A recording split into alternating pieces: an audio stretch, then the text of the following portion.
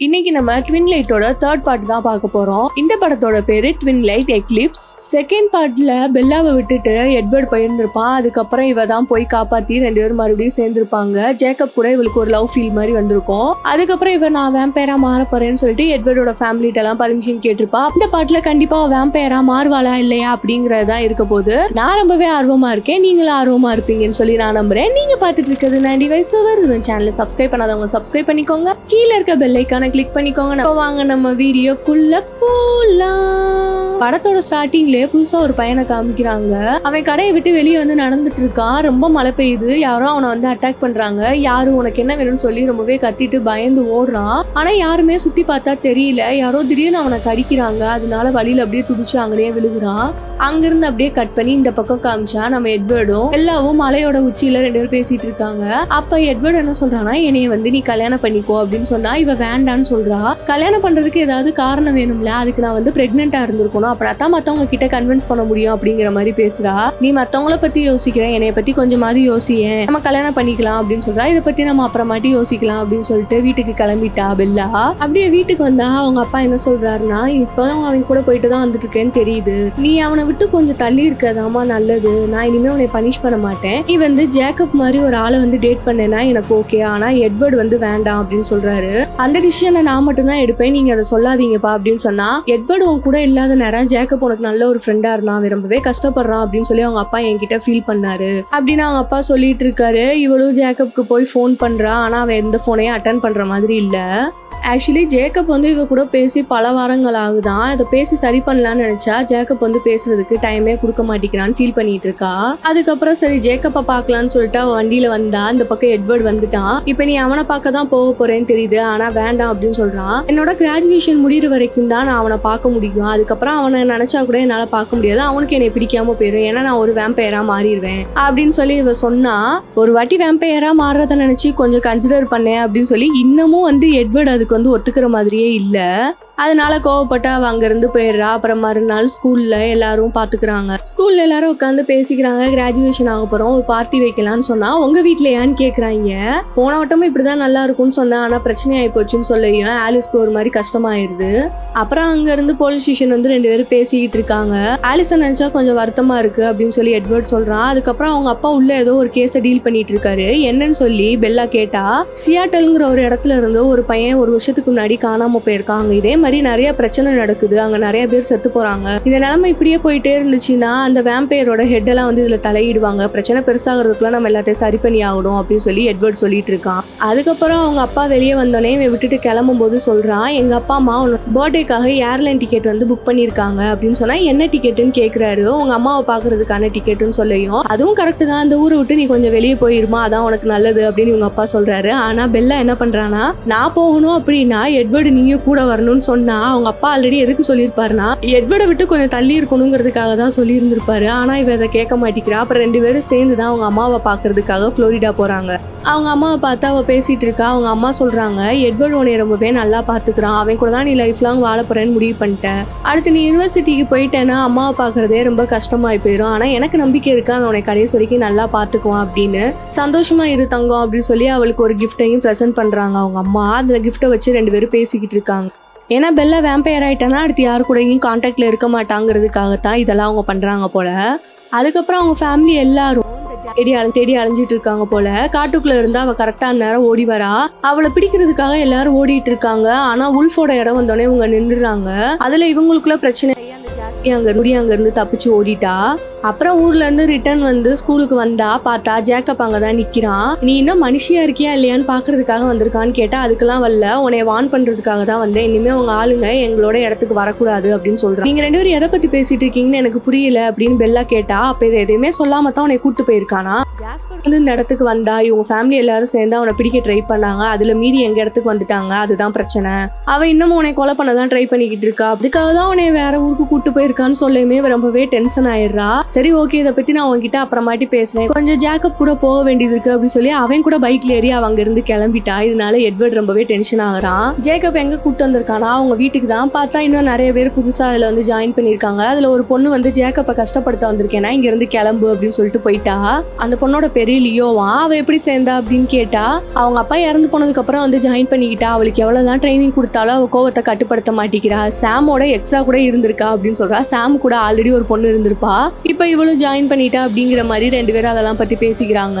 சரி okay, graduation வரைக்கும் நம்ம என்ஜாய் பண்ணிக்கலாம் அப்படின்னு பெல்லா சொன்னா. அப்ப அதுக்கப்புறம் என்ன பண்ண போறேன்னு கேட்டா, வேம்பயரா மாற போறேன், ஆல்ரெடி உனக்கு தெரிஞ்ச விஷயம் தானு சொன்னா. ரொம்பவே டென்ஷன் ஆகுறான். அந்த எட்வர்டுக்காக ஏன் இந்த மாதிரி பண்ற, நான் தான் உனக்காக இருக்கேன்ல, நீ என் கூட இருந்தா நீ நார்மலாவே இருக்கலாம் அப்படிங்கிற மாதிரி இவளை ஃபோர்ஸ் பண்ணிக்கிட்டு இருக்கான். அவன் அப்படி சொல்லையுமே இவ டென்ஷன் ஆகி எட்வர்ட் சொன்னது கரெக்ட் தான், நான் இங்கே வந்திருக்க கூடாதுன்னு சொல்லி கோவப்பட்டு வீட்டுக்கு வந்துடுறா. பார்த்தா பின்னாடியே எட்வர்டும் வந்துடுறான். அவனை நினைச்சு ரொம்பவே கஷ்டப்பட்டேன் அப்படின்னு சொல்றான். ரூமுக்கு வந்து பார்த்தா யாரோ இங்க வந்துட்டு போயிருக்காங்க, ஸ்மெல் வருது அப்படின்னு சொல்லியும் யாருன்னே தெரியலையே அப்படின்னு சொல்லிட்டு அவளை கூட்டிட்டு இங்க வீட்டுக்கு வந்துடுறான். வீட்டுக்கு வந்து எல்லாரும் டிஸ்கஸ் பண்ணிக்கிட்டு இருக்காங்க. என்ன பிரச்சனைன்னு கேட்டா, புதுசா யாரோ ஒரு ஆள் வந்திருக்காங்க, ஆனா இவளை உயிரோட விட்டுட்டு போயிருக்காங்க, எதுக்குன்னு தான் தெரியல. போகும்போது அவளோட ஸ்கார்ஃப் ஒன்று எடுத்துட்டு போயிருக்காங்க ஸ்மெல் பண்றதுக்காக, ஏதோ பெரிய பிரச்சனை வரப்போகுது அப்படின்னு சொன்னா. இனிமே இவளை வந்து மறுபடியும் நம்ம ப்ரொடெக்ட் பண்ணணுமா அப்படின்னு சொல்லி ரோஸ்லின் வந்து ரொம்பவே கோவப்படுறா. ஆமா, அவ சொல்றது கரெக்ட் தானே, எவ்வளவு நாளைக்கு தான் என்னையும் எங்க அப்பாவே நீங்க பாதுகாத்துட்டே இருக்க முடியும், உங்களுக்குன்னு பல பிரச்சனை இருக்கும், அதனால என்னைய பாதுகாக்கிறதுக்கு வேற ஒரு ஆள் இருக்காங்க அப்படின்னு சொல்லி ஜேக்கப்ப தான் சொல்றா. அப்புறம் ரெண்டு பேரும் சேர்ந்து வீட்டுக்கு போய் அங்க நடந்த எல்லாத்தையும் சொல்லி அவனையும் வேற கூட்டு வரா. ஆனா எட்வர்டுக்கு வந்து இந்த ஐடியா சுத்தமா பிடிக்கலன்னு எனக்கு தெரியும், ஆனா எப்பயுமே எட்வர்டுக்கு நான் சுமையா இருக்க கூடாதுன்னு நினைக்கிறேன் அப்படின்னு சொல்லி இந்த பக்கம் பெல்லாவும் சொல்லிட்டு இருக்கா. அதுக்கு அடுத்துல இருந்து வேம்பயர்ஸ் அவங்களுக்கான சாப்பாடையும் தேடிக்கணும்ல, அவங்க அதையும் பார்த்துட்டு இவளையும் வந்து பாதுகாத்துட்டு இருக்காங்க. அப்புறம் எட்வர்டும் பெல்லாவும் ஜேக்கப்பை பாக்குறதுக்காக வந்தா. அவன் சட்டை இல்லாம நிக்கிறான். என்ன இவனுக்கு சட்டை வாங்க கூட காசு இல்லையா, எப்ப பார்த்தாலும் சட்டை எல்லாமே சுத்திட்டு திரியிறான்னு எட்வர்ட் வேற கோவப்படுறான். இவங்க வேட்டையாட போறாங்க போல, அதான் இப்ப வந்து ஜேக்கப் கிட்ட விட்டுட்டு போறான். இவன் வந்து என்ன சொல்றான்னா, நம்ம ஒரு பார்ட்டிக்கு போலான்னு சொல்லிட்டு அவங்க ஃபேமிலி எல்லாம் ஒரு பார்ட்டி மாதிரி பண்ணிட்டு இருக்காங்க. அந்த இடத்துக்கு தான் கூட்டிட்டு வந்திருக்கான். என்ன எல்லாரும் இங்க இருக்கீங்க அப்படின்னு கேட்டா, புதுசா ரெண்டு பேரும் வந்திருக்காங்களா, அவங்களுக்கு எங்களோட ஹிஸ்டரி எல்லாம் சொல்ல போறோம், நீ தெரிஞ்சுக்கோ அப்படின்னு சொல்லி சொல்றான். அதை எப்படி நான் தெரிஞ்சுக்க முடியும், அவங்களாம் உன்னை திட்ட போறாங்கன்னு சொன்னா, அவங்களும் நீ இருக்கணும்னு ஆசைப்படுறாங்க, ஏன்னா நீ வந்து ஆல்ரெடி தெரிஞ்சுக்க கூடாத பல விஷயத்த தெரிஞ்சு வச்சிருக்க, அதனால இதையும் தெரிஞ்சுக்கோ, உனக்கு யூஸ்ஃபுல்லா இருக்கும் அப்படின்னு சொல்லி தான் கூப்பிட்டு வரான். அவர் கதையை சொல்ல ஆரம்பிக்கிறாரு. நம்ம எல்லாரும் எப்பயுமே கூட்டமா தான் இருப்போம், நம்ம எல்லாருமே வேம்பயர்ஸை விட ரொம்பவே பலசாலிங்க, ஆனா நாங்க அப்பதான் வந்து முதல் தடவையா ஒரு வேம்பயரை பார்த்தோம். அவன் ரொம்பவே பாக்குறதுக்கு மனுஷன் மாதிரி இருந்தான், ஆனா ரொம்பவே வித்தியாசமா இருந்தான், நிறைய பேரை கொலை பண்ணியிருந்தான். அதனால எங்களோட மூதாட்டி அவரை போய் அட்டாக் பண்ணாரு. அதுக்கப்புறம் தான் தெரிஞ்சிச்சு அவன் ஒரு ஆள் கிடையாது, அவங்கள மாதிரி நிறைய பேர் இருக்காங்க அப்படிங்கிறது. எங்க கூட்டத்தோட தலைவர் வந்து எங்க கூட்டத்துல இருக்க எல்லாரையும் காப்பாத்த ட்ரை பண்ணாரு. அதுல அவர் பையன் கூட இறந்து போயிட்டாரு. அப்புறம் அந்த வேம்பயர் கூட சண்டை போட போனா எங்க தலைவரை செத்து போற ஸ்டேஜுக்கு வந்தோடனே அவங்க ஒய்ஃப் வந்து நார்மல் மனுஷியா தான் இருந்தாங்க. அவங்களே குத்திக்கிட்டாங்க. அதுல டைவர்ட் ஆனதுக்கு அப்புறம் தான் எங்க தலைவர் வந்து அந்த வேம்பயரை கொலை பண்ணாரு. அப்ப நடந்த கலவரம் மாதிரியே இப்ப அதுக்கப்புறம் மறுபடியும் இதே மாதிரி ஒரு கலவரம் நடக்க போகுதுன்னு நினைக்கிறேன் அப்படின்னு சொல்றாங்க. அங்கிருந்து அப்படியே கட் பண்ணி இந்த பக்கம் சியாட்டல்ல தான் காமிக்கிறாங்க. படத்தோட ஸ்டார்டிங்ல ஒரு பையனை பத்தி சொல்லியிருந்திருப்பேன்ல, அவனும் இப்ப வேம்பயரா மாறிட்டான் போல. அந்த மாதிரி நிறைய பேரை வேம்பயரா மாத்தி வச்சிருக்காங்க. அவன் சொல்றான், எனக்கு உங்களோட ஹெல்ப் எல்லாமே தேவைப்படும், அதனால உயிரோட இருக்க ட்ரை பண்ணுன்னு சொல்லி ஒரு பொண்ணு இருக்கா, அவ ரொம்பவே பயந்து போயிருக்கா, அந்த பொண்ணோட சொல்லிட்டு போறான். இது எல்லாத்தையும் நியூஸ்ல வந்து பாத்துட்டு தான் இருக்காங்க ஃபேமிலியோட சேர்ந்து. அதை பார்த்துட்டு சொல்றாங்க, இப்ப நிறைய வேம்பயர்ஸ் வந்து புதுசா உருவாக்கி இருக்காங்க, அவங்க வந்து குழந்தைங்க மாதிரி, அவங்களுக்கு எதுவுமே தெரியாது, இதை நம்ம ஸ்டாப் பண்ணல அப்படின்னா அந்த வேம்பயர் ஹெட் எல்லாம் வந்து ஸ்டாப் பண்ண நினைப்பாங்க, அது பெரிய பிரச்சனை ஆயிரும், இதுக்கான காரணம் என்னங்கிறத நம்ம வேகமா கண்டுபிடிச்சே ஆகணும்னு சொல்லி டாக்டர் சொல்லிட்டு இருக்காரு. அப்புறம் வீட்டுக்கு வந்தோடனே ரெண்டு பேரும் பேசிட்டு இருக்காங்க.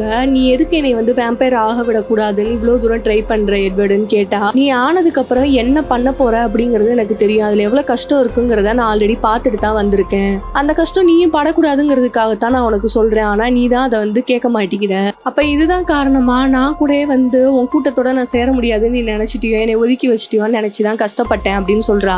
நீ மனுஷியா இருந்தாலும் சரி வேம்பையா இருந்தாலும் சரி என்னோட பெல்லா தான் அப்படின்னு சொல்லி ரெண்டு பேரும் அங்க பேசிக்கிறாங்க. அப்புறம் இந்த பக்கம் பார்த்தா ஜேக்கப் கூட பெல்லா பேசிக்கிட்டு இருக்கா, நான் இன்னும் கொஞ்ச நாள் கழிச்சு வேம்பையரா மாறிட்டேன்னா எல்லாரையும் விட்டுட்டு போக வேண்டியது இருக்கும் அப்படின்னு சொல்லிட்டு. ஆனா இன்னமும் ஜேக்கப் அவனோட அதை வந்து விடவே இல்லை. நீ வந்து அவனை சூஸ் பண்ணதுக்கு பதிலா ஏன் பெல்லா என்னைய சூஸ் பண்ணல, உனக்கு தான் என்னை பிடிச்சிருந்துச்சுல, அவன் இன்னும் ஒரு 3 மாசம் வராம இருந்தா நீ கண்டிப்பா என்னை லவ் பண்ணி இருந்திருப்ப, இது எல்லாத்துக்கும் காரணமே அவன் தான், நீ அவனை விட்டுரு, நீ என் நெஞ்சில கை வச்சு பாரு உனக்கு வந்து ஃபீல் ஆகும் அப்படின்னு சொல்லியும் ஃபோர்ஸ் பண்ணி கிஸ் பண்றான். அவள் கோவப்பட்டு அவன் மூஞ்சிலேயே குத்திடுறா, அதனால இவளுக்கு தான் ரொம்பவே வலிக்குது. அப்புறம் வீட்டுக்கும் கூட்டு வந்துடுறான். இது தெரிஞ்சு வேகமா கோவப்பட்டு எட்வர்ட் வந்து ரெண்டு பேரும் மாத்தி மாத்தி வாக்குவாதம் பண்ணிக்கிறானுங்க. யாரு வந்து அவளுக்கு ரொம்ப பிடிக்குங்கிறத கேட்டு தெரிஞ்சுக்கலாம்னு அப்படின்னு சொன்னா அதுக்குள்ள அவங்க அப்பா வெளியே வந்துடுறாரு. ஏன் இந்த மாதிரி என் பொண்ணுக்காக சண்டை போட்டுக்கிறீங்கன்னு விலக்கி விட்டுட்டு, என்னம்மா கையில அடிபட்டு இருக்குன்னு சொன்னா ஜேக்கப் தான் சொல்றான், நான் தான் அவளை கிஸ் பண்ண போனேன், அதனால அவ என்னை அடிச்சிட்டா அப்படி சொல்லி அவங்க அப்பா கிட்டே தைரியமா பேசுறான். அப்புறம் டாக்டர் கிட்ட வந்துதான் அதுக்கான ட்ரீட்மெண்ட் எல்லாம் எடுத்துக்கிறா பெல்லா. இவ வந்திருக்கத பார்த்தோன்னே ரோஸ்லின் அங்க இருந்து கோவப்பட்டு போயிடுறா. அதனால பெல்லா வந்து ரோஸ்லின் கிட்ட பேசுறதுக்காக வந்திருக்கா. அப்ப உனக்கு ஏன் ரோஸ்லின் என்னை பிடிக்கவே இல்லை அப்படின்னு சொல்லி கேட்டா, எனக்கு ஒன்னும் உன்னை பிடிக்காம போறதுக்கு எந்த ஒரு காரணமும் கிடையாது, எனக்கு வந்து உன்ன மாதிரி ஒரு வாழ்க்கை வாழணும், எனக்குன்னு ஒரு குடும்பம் இருக்கணும், குழந்தை இருக்கணும் அப்படின்னு சொல்லி ஆசை. ஆனா என்னோட கதை என்ன தெரியுமா, நான் ஒருத்தனை ரொம்பவே சின்சியரா லவ் பண்ணேன், அவன் ஆனா என்னை வந்து சீட் பண்ணிட்டான், அதுக்கப்புறம் நான் இறந்து போற ஸ்டேஜ்ல இருந்தேன், அப்புறம் தான் வேம்பயரா நான் வந்து மாறிட்டேன், என்னால உன்ன மாதிரி ஒரு வாழ்க்கை வாழ முடியல, ஆனா நீ வந்து என்னோட அண்ணனுக்காக நீ வந்து வேம்பயரா மாறணும்னு நினைக்கிற, உன் மேல கொஞ்சம் பொறாம அதிகம் அப்படின்னு சொல்லி அவளோட பிளாஷ்பேக் எல்லாத்தையும் சொல்லி முடிக்கிறார் ரோஸ். பக்கம் பார்த்தா அந்த நியூ வேம்பயர்ஸ்க்கு எல்லாத்துக்கும் அந்த சின்ன பையன் தான் வந்து ட்ரைனிங் கொடுத்துக்கிட்டு இருக்கான். இது எல்லாத்தையுமே அந்த வேம்பயர் குடும்பத்துல இருந்து ஒரு 2-3 பேர் பார்த்துட்டு இருக்காங்க. அந்த ஜாஸ்ன்னு சொன்னேன்ல அந்த பொண்ணு, இதை வந்து நம்ம ஆர்வ கிட்ட கொண்டு போலாமான்னு கேட்டா, இதை இல்ல நம்மளே பார்த்து டீல் பண்ணிக்கலாம் அப்படின்னு சொல்றா. அப்புறம் அவங்க கிராஜுவேஷனும் முடிக்கிறாங்க, அதுக்காக ஒரு பார்ட்டியும் நடக்குது அங்க. ஜேக்கப்பும் அந்த பார்ட்டிக்கு வந்திருக்கான், நான் அப்படி பண்ணதுக்கு ரொம்பவே சாரி அப்படின்னு கேட்டு. அப்பதான் ஆலிஸ்க்கு ஒரு ஃபியூச்சர் விஷன் வருது. என்னன்னு பார்த்தா அவளோட ஸ்கார்ஃபை எல்லா புது வேம்பயரும் மோந்து பார்த்துட்டு இவளுக்காக வந்துட்டு இருக்காங்க அப்படிங்கறது தெரிஞ்சிருச்சு. இப்போ ஒன்ன கொல்றதுக்கு தான் வர்றாங்க அப்படிங்கறதும் தெரிஞ்சு போச்சு. அதனால எல்லாரும் சுத்தி நின்று பேசிட்டு இருக்காங்க. இன்னும் 4 நாள்ல இந்த வார் வந்து ஆரம்பிச்சிரும். சரி இதெல்லாம் யார் பண்றா அப்படின்னு சொல்லி ஆலிஸ்ட கேட்டா, அங்க இருந்து எந்த மூஞ்சுமே எனக்கு தெரிஞ்ச மூஞ்சி கிடையாது, எல்லாமே புது ஆட்கள் தான் அப்படின்னு சொல்றா. ஆனா ஒரே ஒருத்தனை மட்டும் தெரியுது, அவனோட பேரு பியர்ஸ் அப்படின்னு சொல்றாங்க. அந்த சின்ன பையன் தான் படத்தோட ஸ்டார்டிங்ல பார்த்தோம்ல அவன் தான், இனிமே அவனோட பேரு பியர்ஸ்னு வச்சுக்கலாம். ஆனா அவன் இதுக்கு காரணம் கிடையாது, அவன் பின்னாடி வேற யாரோ இருக்காங்க, கண்டிப்பா நம்ம அதை கண்டுபிடிக்கணும் அப்படின்னு சொல்றாங்க. உடனே ஜேக்கப்க்கு சந்தேகம், அவங்க எல்லாம் யாருன்னு கேட்டா புதுசா வந்த வேம்பயர். சரி யாருக்காக வராங்கன்னு கேட்டா பெல்லாக்காகன்னு சொல்லியுமே ஜேக்கப் முன்னாடி வந்துட்டான். நாங்களும் அவங்க கூட சேர்ந்து ஹெல்ப் பண்றோம்னு சொன்னா, இதெல்லாம் உன்ட்ட கேட்டேனா அப்படின்னு சொல்லி எட்வர்ட் சொல்றான். உன்ட்ட யாரும் பர்மிஷன் கேட்கல, நான் பண்றேன்னு தான் சொல்லியிருக்கேன் அப்படின்னு சொன்னா, உன் கூட்டத்துல மத்தவங்க எல்லாம் ஒத்துக்குவாங்களான்னு கேட்டா, அதை நான் வந்து ஒத்துக்க வைக்கிறேன், சரி அதுக்கான ட்ரைனிங்லாம் நான் உங்களுக்கு கொடுக்குறேன், காட்டுக்கு வந்துருங்கன்னு சொல்லி அனுப்பி வைக்கிறாரு ஜேக்கப்ப.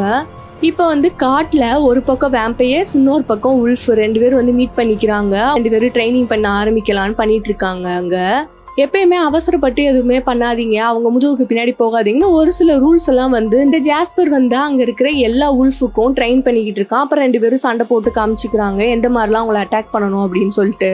இதெல்லாம் பார்த்துட்டு பெல்லா ரொம்பவே கஷ்டப்பட்டு ஓரமா வந்து நிக்கிறா. என்னால ஏதாவது ஹெல்ப் பண்ண முடியுமான்னு கேட்டா, கண்டிப்பா நீ அந்த இடத்துல இருந்து அவங்களுக்கு வெறியேத்து, நாங்க அதை வச்சு அவங்கள வந்து எப்படியாவது தோக்கடிச்சிருவோம் அப்படின்னு சொல்லி ஜாஸ்பர் சொல்றான். எப்படி இதை பத்தி எல்லாம் உனக்கு தெரிஞ்சிருக்கு அப்படின்னு கேட்டா, அவன் கையில எல்லாம் நிறைய கடிச்ச காயம் இருக்கு, நான் வந்து இந்த நியூ பார்ன்ஸுக்கு எல்லாம் ட்ரைனிங் கொடுக்குற வேலையை தான் பார்த்துட்டு இருந்தேன், இது வரைக்கும் ஒரு சண்டையில கூட நான் தோத்தது கிடையாது அப்படின்னு சொல்லிட்டு இருக்கான். அப்பதான் அவனோட கதையை சொல்ல ஆரம்பிக்கிறான். நான் வந்து என்னோட காலத்துல ஆபீசரா இருந்தேன், அப்ப மரியான்னு சொல்லிட்டு ஒரு இன்மார்டலை நான் பார்த்தேன், அவதான் என்னை வந்து இந்த மாதிரி வேம்பயரா மாத்தின ஆளு.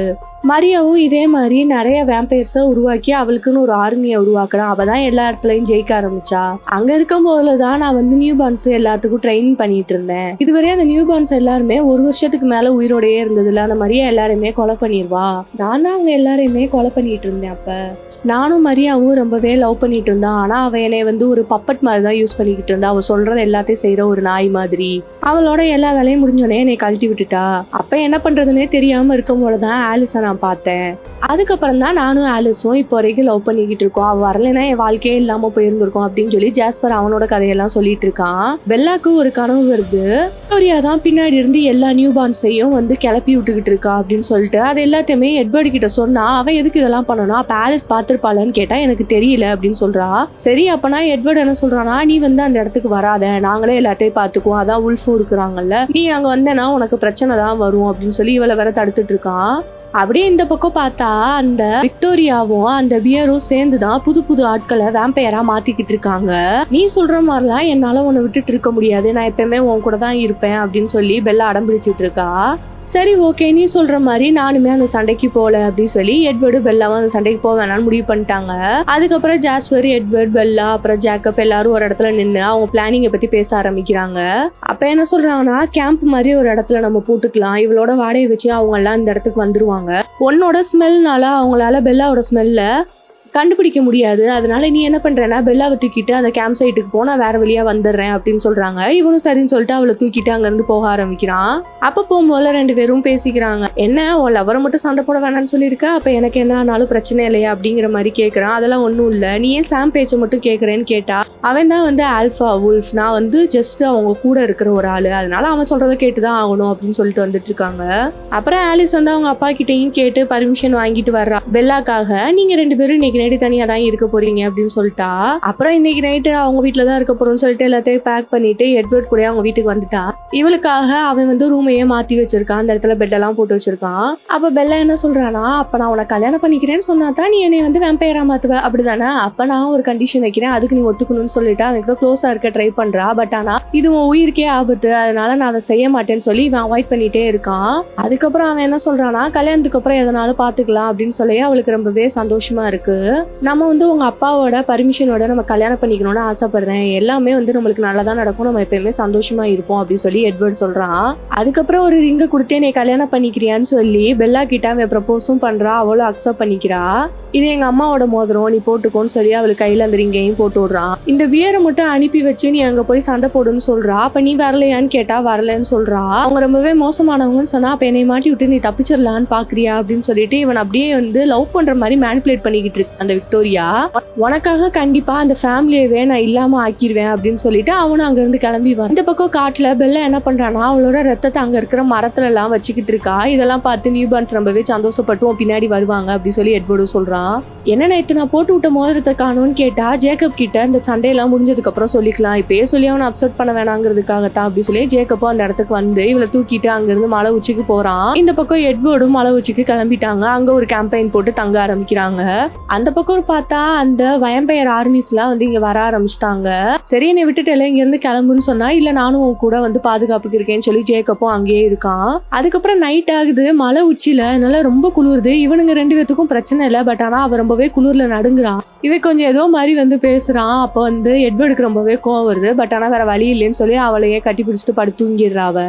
அவ தூங்குனதுக்கு அப்புறம் இந்த ஜேக்கப் என்ன சொல்றானா, என்ன பார்த்தா உனக்கு ரொம்ப பொறாமையா இருக்கா அப்படின்னு கேக்குறான். அதெல்லாம் கிடையாது, அவ உன்னை லவ் பண்றான்னு எனக்கு தெரியும், அதே மாதிரி அவ என்னையும் தான் லவ் பண்றா, என்கிட்ட சொல்லல உன்கிட்ட சொல்லிட்டா அப்படிங்கிற மாதிரி சொல்லி எட்வர்ட் ரொம்பவே பொறுமையா அதெல்லாம் கேட்டுட்டு இருக்கான். ஆனா இவ்வளவு தூரம் நீ அவளை லவ் பண்ற, ஆனா அவ சாகுற அளவுக்கு வேம்பயர் ஆகணும்னு முடிவு பண்றா, அதை நீ ஏன் தடுக்க மாட்டேங்கிறேன்னு கேட்டா நான் எவ்வளவோ சொல்லி பார்த்துட்டேன், இது ஒண்ணு என்னோட ஆசை கிடையாது, அவ எனக்காக பண்ணணும்னு நினைக்கிறா, அவளோட முடிவுக்கு நான் எப்பயுமே ரெஸ்பெக்ட் கொடுக்கணும்னு சொல்லிதான் இதெல்லாம் நான் பண்றேன் அப்படின்னு சொல்லி அவனோட பாயிண்ட் ஆஃப் வியூ புரிய வைக்கிறான் ஜேக்கப்க்கு. ஆனா பிற்காலத்துல அவளுக்கு ஏதாவது ஆயிடுச்சுன்னா கண்டிப்பா நான் அவனை கொலை பண்ணிடுவேன் அப்படின்னு சொல்லி இவனு மிரட்டி வைக்கிறான். அப்புறம் காலையில ஆனோடனே எட்வர்ட் மட்டும்தான் வரான். ஜேக்கப் எங்கன்னு கேட்டா அவன் ஏதாவது பிரச்சனை இருக்கான்னு பார்க்க போயிருக்கான்னு சொல்லிட்டு நேற்று நைட்டு நீ ரொம்பவே கஷ்டப்பட்டிருப்பேல சாரி அப்படின்னு சொல்றான். அதான் நீ என்னை கல்யாணம் பண்ணிக்க போறல, நான் இதுக்கு கஷ்டப்பட போறேன் அப்படின்னு சொல்லி இவங்க பேசிட்டு இருக்கிறது எல்லாத்தையும் ஜேக்கப் வந்து கேட்டுட்டான். என்னது நீ அவனை கல்யாணம் பண்ணிக்க போறியா அப்படிங்கறது சொன்னோடனே இவளுக்கு தெரிஞ்சு போச்சு. அப்ப எட்வர்ட் நீ வந்து ஜேக்கப் இங்க இருக்கான்னு தெரிஞ்சுதானே இதை பத்தி பேசுன, நீ ஏன் இந்த மாதிரி பண்ண அப்படின்னு சொல்லி அவன் கூட சண்டை போட்டுட்டு இருக்கா. இந்த பக்கம் ஜேக்கப் கோவப்பட்டு போனதுனால பெல்லா பின்னாடி போய் அவனை சமாதானப்படுத்த ட்ரை பண்ணா. இல்ல நான் சாக போறேன், நான் எதுக்கு உயிரோட இருக்கணுங்கிற மாதிரி பேசிட்டு இருக்கான். சரி ஓகே நீ என்னை கிஸ் பண்ணிக்கலாம்னு சொல்லிட்டு அவனோட மைண்ட் அப்படி டைவர்ட் பண்றாங்களாமா. சரி உனக்கு என்ன ஆசைப்படுறியோ அதையே நீ பண்ணு, நான் கண்டிப்பா ஒரு நாள் திரும்பி வருவேன்னு சொல்லிட்டு அங்க இருந்து ஜேக்கப் கஷ்டத்தோட கிளம்பிட்டான். நீ வந்து ஜேக்கப்பை லவ் பண்றதானு சொல்லி எட்வர்டு கேட்டா அதை விட உன்னை ரொம்பவே அதிகமா காதலிக்கிறேன்னு சொல்றா. இவனும் அதை புரிஞ்சுக்கிறான். இந்த பக்கம் அதுக்குள்ளேயும் அந்த வேம்பயர் ஆர்மி எல்லாம் வந்து இவங்க ஃபேமிலியோட சண்டை போட ஆரம்பிக்கிறாங்க. பயங்கரமா சண்டை போயிட்டு இருக்கு. ஒவ்வொரு ஆளையும் உல்ஃபும் சரி வேம்பயர்ஸும் சரி அப்படியே பிச்சு எரிஞ்சுக்கிட்டு இருக்காங்க. அந்த இடத்துல தான் ஜேக்கப் நல்லாவே சண்டை போட்டுட்டு இருக்கான்னு இந்த பக்கம் எட்வர்டு வேற சொல்லிக்கிட்டு இருக்கான். அதுல அங்க ஒரு பொண்ணு மட்டும் பயந்து போய் ஓரமா நிக்கிறா. அந்த பொண்ணை கொஞ்சம் பரிதாபப்பட்டு இவங்க வச்சுக்கிறாங்க. சரி அங்கதான் சண்டை நடந்துட்டு இருக்குன்னு பார்த்தா இந்த பக்கம் எட்வர்டும் பெல்லாவும் இருக்கிறத அந்த பியர்ட் கண்டுபிடிச்சிட்டான் போல. எட்வர்ட் எவ்வளவோ சொல்லி பாக்குறான். அந்த விக்டோரியா வந்து அவனோட எக்ஸ் லவருக்காகத்தான் உன்னை யூஸ் பண்ணிக்கிட்டு இருக்கா, அவளை நம்பாத அப்படின்னு சொன்னான். ஆனா எட்வர்ட் சொல்றது எதையுமே அவன் கேட்கற மாதிரி இல்ல. அப்ப அந்த விக்டோரியா வந்து அவன் போய் சொல்றான், நான் உன்னை உண்மையிலேயே ரொம்ப லவ் பண்றேன் அப்படின்னு சொல்லி அவ ஒரு பக்கம் மேனிபுலேட் பண்ணிக்கிட்டு இருக்கா. நீ இந்த இடத்த சேர்ந்தவன், அதனாலதான் அவன் உன்னை வந்து சூஸ் பண்ணியிருக்கான், நீ நம்பாத அப்படின்னு சொல்லி எவ்வளவுதான் சொன்னாலும் நம்ம ஆளு கேட்கற மாதிரியே இல்ல. இவங்க இந்த மாதிரி மாத்தி மாத்தி பேசியும் கேட்கல. அதுக்குள்ள அங்க ஒரு ஓனாய் வந்து அந்த பியர்டை வந்து அட்டாக் பண்ண ஆரம்பிக்கிறான். அதுல அவனுக்கு ஒரு கை வேற போயிருது. இந்த விக்டோரியா மறுபடியும் அங்க இருந்து தப்பிச்சு ஓடலான்னு பாக்குறா. அப்ப எட்வர்ட் போனவளை கூப்பிட்டு உன்னோட எக்ஸ் லவர் எப்படி செத்து போனா தெரியுமா, அதே மாதிரிதான் எனக்கு அப்படியே ரொம்ப நல்லா இருந்துச்சு அப்படிங்கிற மாதிரி அவளை வெறியேத்தி விட்டு அவ கூட சண்டை போட ஆரம்பிக்கிறான். ஒரு ஸ்டேஜுக்கு மேல 2 பேரும் சேர்ந்து எட்வர்ட் அடிக்க ஆரம்பிச்சிட்டாங்க. அதனால இந்த பக்கம் பெல்லா என்ன பண்றானா, அவ கையை கிழிச்சு ரத்தம் வர வைக்கிறான். அந்த ரத்தத்தை பார்த்து நீங்க கொஞ்சம் டைவர்ட் ஆனோடனே எட்வர்ட் வந்து மறுபடியும் நல்லா சண்டை போட ஆரம்பிக்கிறான். அந்த வுல்ஃப் அப்படியே அந்த வியரை வந்து அங்கேயே தூக்கிட்டு போயிருது. இவன் கூப்பிட்டுக்கிட்டே இருக்கான், பட் ஆனா இவன் கண்டுக்கவே இல்லை. இப்பதான் அவனுக்கு தெரியுது இவன் நம்மளை யூஸ் பண்ணிக்கிட்டா அப்படின்னு. அப்புறம் எப்படியோ விக்டோரியாவை அப்படியே கடிச்சே வந்து அவளை கொலை பண்ணிடுறான் எட்வர்டு. இந்த சண்டையெல்லாம் முடிஞ்சிருச்சு. ஆனா அந்த வேம்பையரோட ஹெட் எல்லாம் இங்க வர ஆரம்பிச்சிட்டாங்க போல. நம்ம உல்ஃபோட சேர்ந்தது அறியக்கூடாது, நீங்க என்ன கிளம்புங்க அப்படின்னு சொன்னா ஒரே ஒரு வேம்பையர் மட்டும் ஜேக்கப்பை அட்டாக் பண்ணுது. அதுல அவனோட கையை வேற ஒடிச்சு விட்டுருது.